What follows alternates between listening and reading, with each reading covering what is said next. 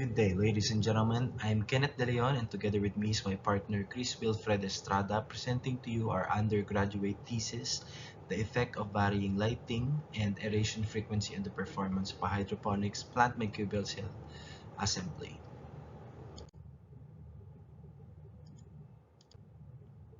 Given the increase in industrialization, economic activities, and economies of scale, comes our further dependence and utilization of fossil fuels, as per Haraguchi et al. 2018.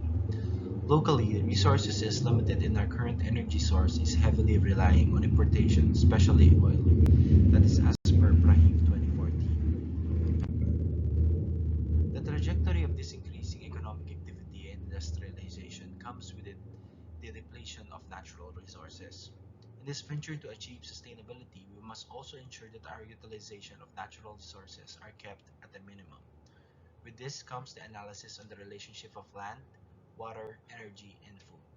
Currently, sustainable technologies like solar power plant consumes larger land footprint, which competes with other sectors like housing and agriculture.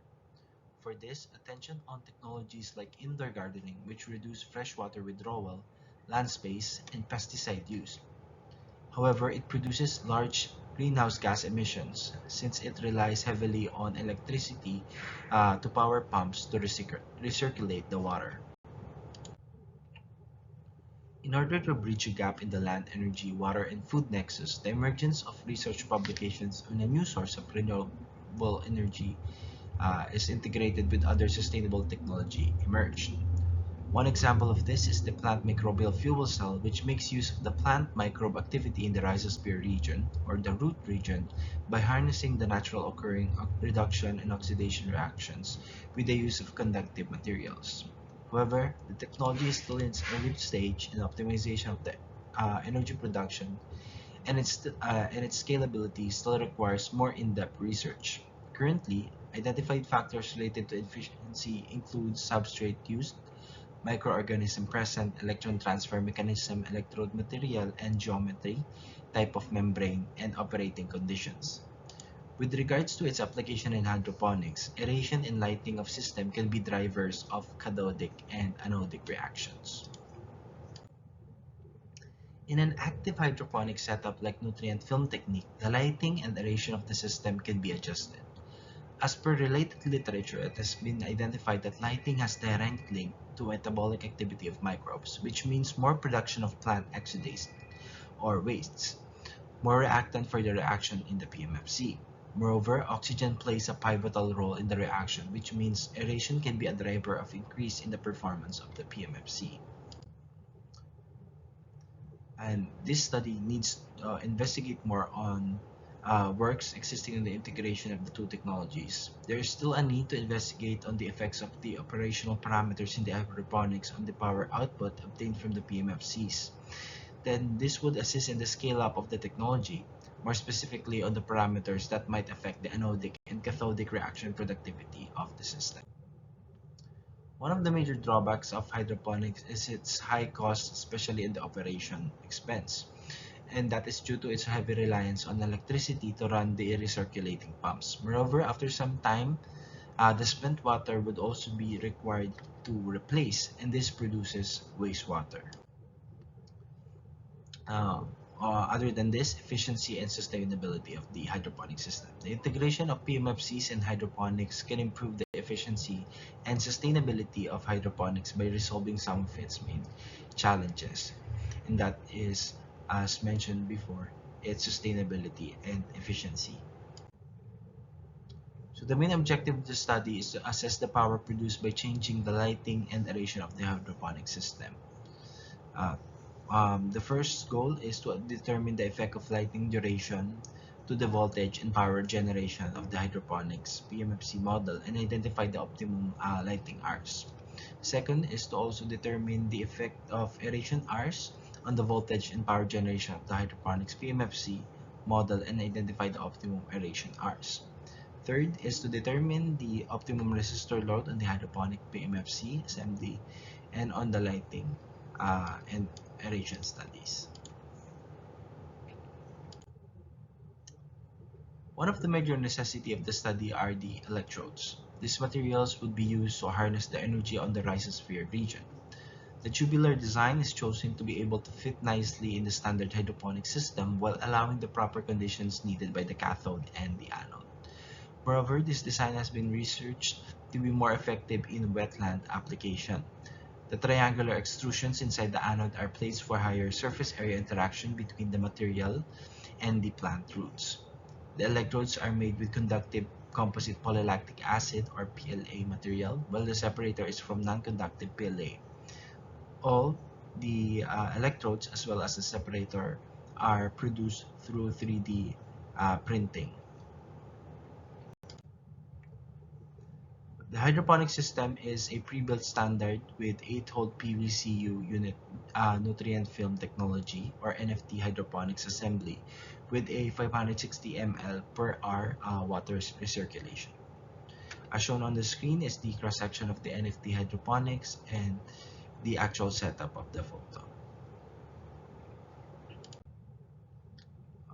Here shown is the integration of the two technologies, which is the plant microbial fuel cell and the hydroponics.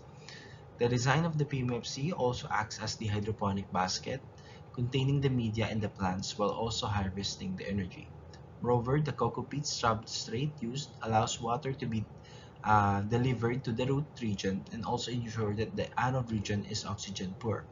And this contributes into the anodic and cathodic reaction. As shown also on the substrate mechanism, the relative importance of the substrate or the byproduct of the plant after food production, which is used as a reactant on the anode region reaction, and the importance of oxygen in the cathodic reactions. More than that, plant selection is also very important since oligotrophic conditions are present, which means that plants which are more sustainable in the system shall be used. For this, the lucky bamboo or the Caena sanderiana, a well-known ornamental plant, is best suited, especially for application in green buildings, since it is also aesthetically pleasing. The coco peat substrate is sterilized to remove harmful bacteria, and the dissolved oxygen meter was calibrated through a 3-point calibration to ensure precise measurements. The first step of the experiment is the lighting frequency variation, which makes use of the full spectrum lamps pointed on one side of the plants that are kept in a dark room. The plants are covered as shown on the blue circle, and that is placed as scheduled as shown on the table. To restart the frequency of the lighting, the cover is removed at 6 a.m. for all the cells the following day. And the voltage, current readings were taken at an interval of 6 hours. And that is on 7 a.m., 1 p.m., 7 p.m., and 1 a.m. The second setup involves the use of a passive system, which is the Kratky hydroponics, as shown on the circle in the system. Since the aeration is mostly dependent on the recirculation of the NFT system, the variation in the dissolved oxygen is by transferring the PMFC to the passive system at the scheduled times, and the readings are also taken at an interval of 6 hours, and that is also at 7 a.m., 1 p.m., 1 a.m., and 7 p.m. The lighting are constant through indirect sunlight for 10 hours every day, and the pump operation is started every day at 7 p.m. Here are the results for the lighting frequency variation study for an open circuit and a closed circuit. The highest for the open circuit is at 206.175 millivolts, and that is from cell number 4, and the lowest is 20.73 millivolts from cell number 1. Meanwhile, the highest for the closed circuit is 115 millivolts from cell number 4, and the lowest is 0.3 millivolts from cell number 1. The following are the results of the lighting frequency variation study for the closed circuit power density and the polarization curve. The highest power density is at 7.26 microwatts from cell number 4, and the optimal resistor load is identified to be 100 kilo ohms. The lighting variation study is in observance of Kudzari et al. Study that there is a photoinhibition point for plants that is followed by voltage and power decrease and stagnation once reached. So this can be seen from the trend in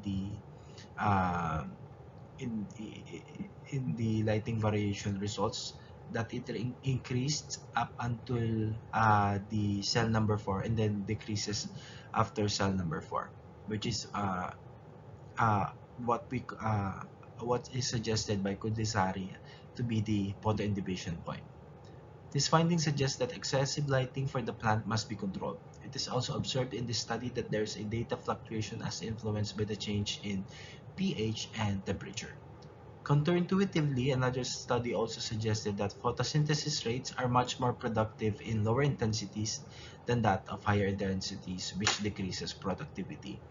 Moreover, this study only proves the point that uh, uh, more uh, more more lighting frequency means higher energy production.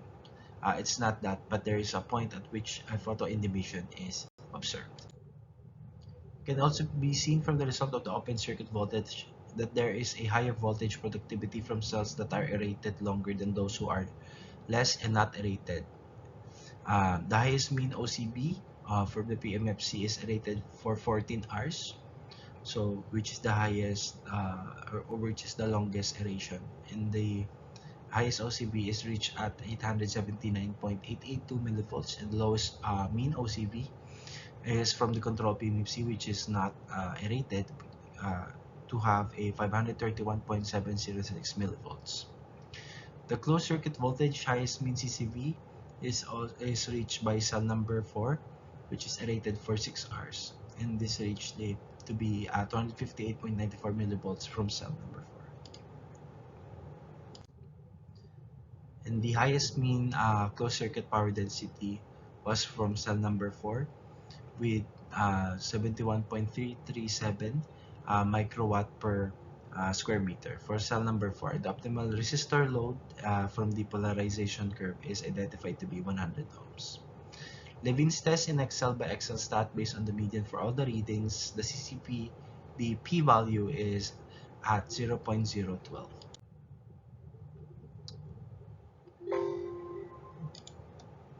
In this study, it was demonstrated that the lighting inhalation frequency on the Sandariana hydroponics PMFC assembly has a significant effect on the power output obtained. And for both systems, the location of cell number 4 generated the highest power output by passing other cells by a large factor, suggesting the role of mass transfer in the distribution of dissolved air into the anode and the overall design of the NFT hydroponic setup. This study has also identified that the optimal lighting and aeration frequency of the Sandariana PMFC and NFT hydroponic setup has a photo period of 6 hours of dark and 6 hours of recirculation from the passive system.